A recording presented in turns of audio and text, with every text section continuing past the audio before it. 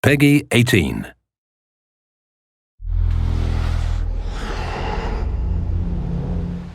Hi, my name is Ashraf Ismail, Game Director of Assassin's Creed 4 Black Flag, and I'm very proud to be showing off the Caribbean open world. Here, we're going to start with Edward. After completing a few missions, he's met up with the assassins, but he's not yet bought into the creed, so he still has this selfish need for fame and fortune. Edward is one of the most unique characters we've created for the Assassin's Creed universe. He is a man who is still trying to figure out who he is in life and what he wants to get out of it. At this point in the story, he still wants that fame, so one way to get it is to complete these assassination contracts. This is a way to make money and to gain a bit of notoriety. So here we go. We have 2 targets to take out, 2 Templar brothers. So we're going to accept the contract, and the world map is going to show us where this contract takes place. So we see here that the contract is actually very close to us. It starts in the village we're in, but as we zoom out, we want to show you the world that we have. Many locations, over 50 locations, centered by Cuba, the Bahamas, and Florida up north. This is a massive world. There's a lot to find and do in this Caribbean Sea. But now we'll get back to the Fisherman Village and go after our targets. The Fisherman Village, it's one type of location in this world. It's really here as a convenience to the player. This is where you can start missions, where you can shop to upgrade Edward and the Jackdaw itself. It's really about the mood and the ambiance of the Caribbean Sea.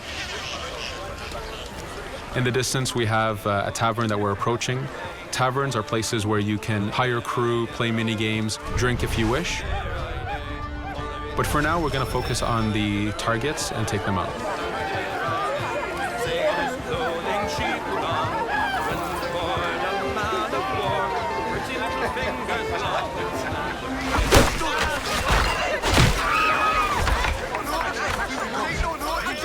Now that we've taken out one brother, the other one's going to bolt. Just like classic ACs, we can chase him down and take him out that way, but there's many ways to complete this contract. We can use the new free aim system to shoot him this way, to eliminate him that way. We can jump onto the ship and take him out with his crew, but instead we're going to let him escape into the sea and follow him with the Jackdaw. This is your ship. This is the second main character of the game. You're going to have to customize and upgrade the ship as you go on this journey with Edward.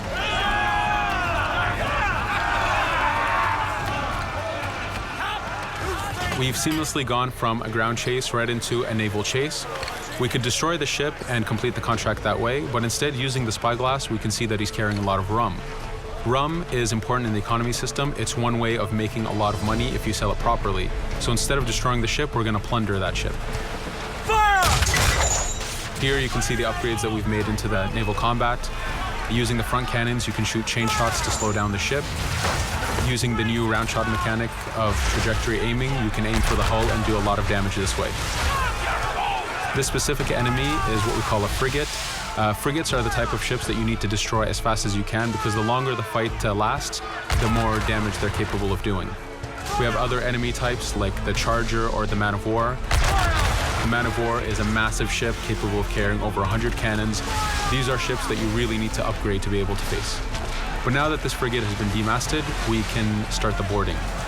Boarding, it's very important. You are a pirate. This is how you gain cargo. This is how you take on ships.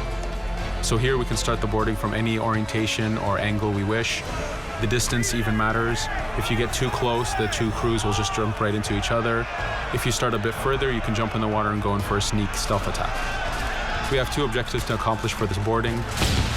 We can take out the captain, and we need to take out some of his crew. So using the swivel gun, we will efficiently take out a lot of the crew. And now we'll go for the captain using Edward's navigation abilities. Here, again, using the new free aim system, we have a dangerous enemy on the other side taking out our crew. We can easily take him out with a headshot. So what we see here is that 2 ships have come together to create this 3D environment where, using your assassin abilities to navigate, to be stealthy, you can take the advantage and get the kill by surprise. Now that we've taken out the captain, we still need to take out a few of the crew members to complete this boarding. Now that we've plundered the ship, we're going to gain that rum that we saw earlier, but we're also going to gain ammo and crew members and some gold. With every boarding, there's 3 options that you can do with that ship. You can gain crew members, you can send the ship to your fleet if you wish, or you can salvage a ship to repair the Jackdaw if you took too much damage in the fight. In this case, since we did well, we're going to send the ship to our fleet. Now that we're back in the Caribbean Sea, we needed to make sure that every minute something is being advertised to the player, something new for the player to do. In this case, we have this uncharted location. These are what we call playas. We have over 75 of these in the Caribbean world.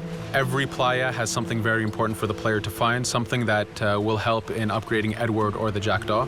So it's in your advantage to explore these locations.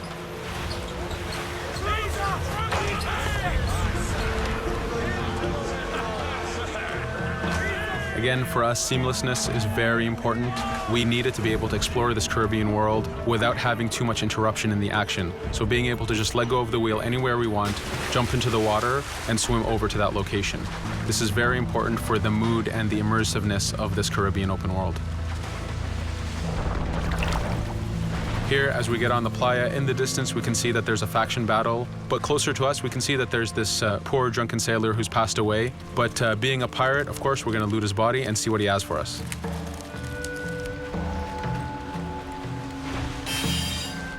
So we found a treasure map. This treasure map is asking us to go to an island called Misteriosa. Every time you find one of these, you know that you're going to find a treasure that is linked to the progression of the Jackdaw or Edward, so they are very valuable. Here we're going to take a look at that faction battle. We have a British ship facing off against a Spanish ship. We could jump in and take advantage of this opportunity, allowing each ship to weaken the other and for us to plunder both. But now we're going to make our way back to the Jackdaw. Again, this is the second main character of the game. There's a lot of customization and a lot of upgrading to do on the Jackdaw. You can upgrade all the weapons to fit the playstyle you wish. Now, as we get onto the Jackdaw, we can see that the crew is cheering for us. Edward has a really close relationship with his first mate, Adewale, standing right there, and with his crew. And this is something that you'll see later in the demo, that we can lose and gain crew members.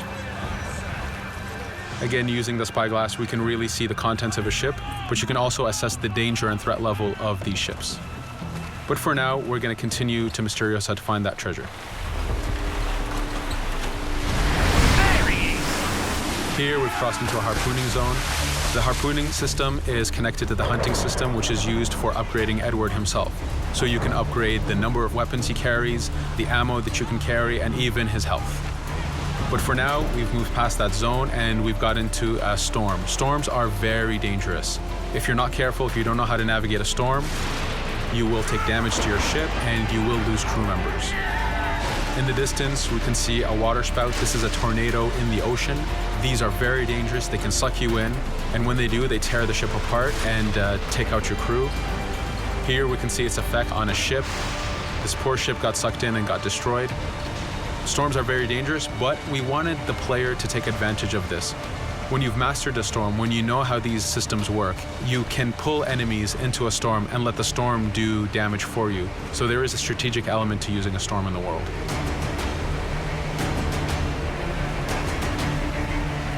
Here we can see that the storm is dying down a bit, but there's still this torrential downpour. It was very important for us to get the real mood of and atmosphere of the Caribbean in the weather cycles and in the daytime cycles.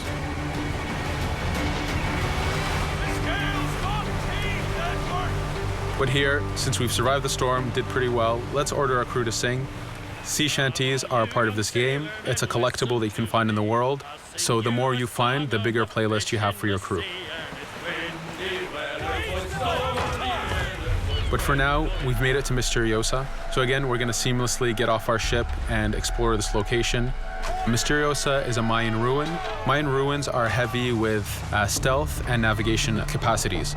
There's a lot of treasures and hidden discoveries to be found in these locations.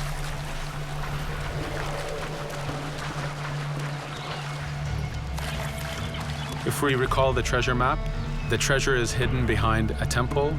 So just by quickly looking around, we can see that temple looks about right. So that's our objective. We'll head there. As we go this way, we can see there's a lot of guards on the beach. We could go in and fight them if we wish to, but to show off that this is a mini open world, we're going to try to find a different route to get to our objective. Here, we've seen a guard. We don't want to alert him, and we don't want to alert the guards on the beach, so we're going to use our stealth ability to take him out silently. No te muevas.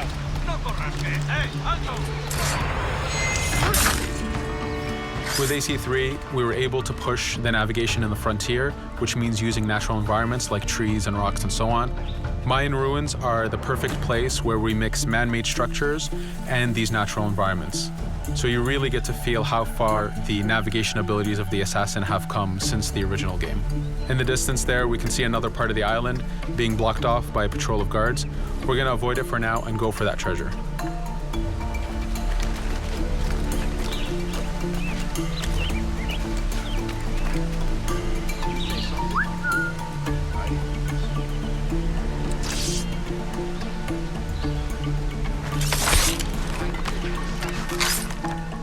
It's important for us to be able to give the players new tools, specifically for stealth. In this case, we have the blowpipe.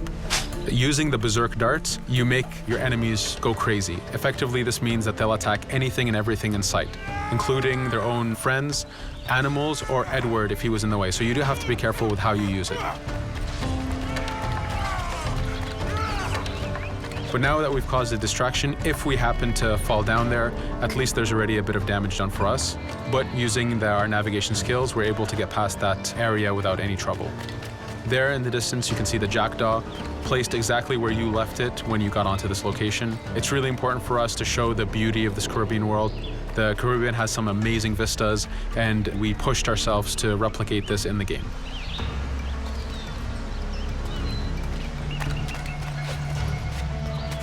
As we continue forward, we can see in the distance there's a couple prisoners that are taken hostage.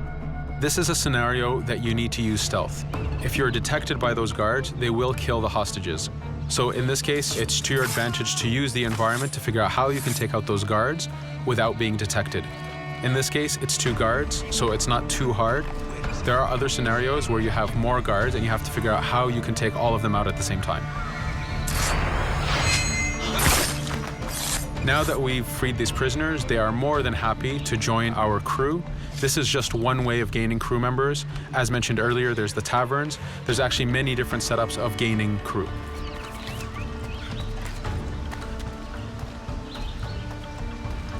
Here, we're going to go back to the treasure map. We can see that the treasure is actually behind the temple near a fountain. So if we just look around, we can see that it's around here.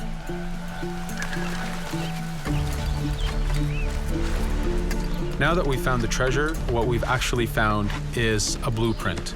Blueprints are incredibly valuable for the upgrading of the jackdaw. This is how you can upgrade the biggest and most devastating upgrades of the ship. So here we're approaching a reach high point. Just like classic ACs, synchronizing with the reach high point reveals the contents of a location and the map itself. But as an added feature, because this game world is so huge, there are many different locations, this also becomes a fast travel point. So now you can, by synchronizing, now you can come back here anytime you wish to collect those treasures that we passed up a bit earlier. Here we've reached the end of the demo. This was a tease of the open world that we have. We're very excited to be able to show off this game and to let you play it very soon. Thank you for joining us.